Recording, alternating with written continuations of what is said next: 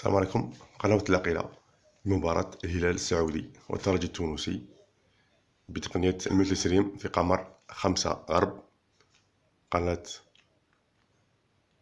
20 ميديا سات تردد بتقنية الملتي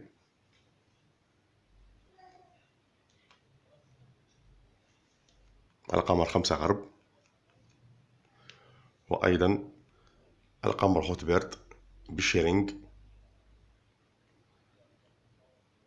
القمر هوتبيرد 13 درجة شرق. ميديا سات هنا تفتح بالشيرينغ على سيرفرات هنا تردد، وأيضا تيفي بولونيا سبور أيضا تردد على قمر الهوتبيرد بالشيرينغ، واحتمال قناة RTS H3 في قمر EUTELSAT 16 درجة شرق مجانا هنا، وأيضا في قمر بلغاريا سات احتمال تنقل RTS1 أو RTS2 تفتح بالشيرينغ، واحتمال أيضا تنقل هذه القناة في قمر أسترا 4 سيريوز احتمال تنقل.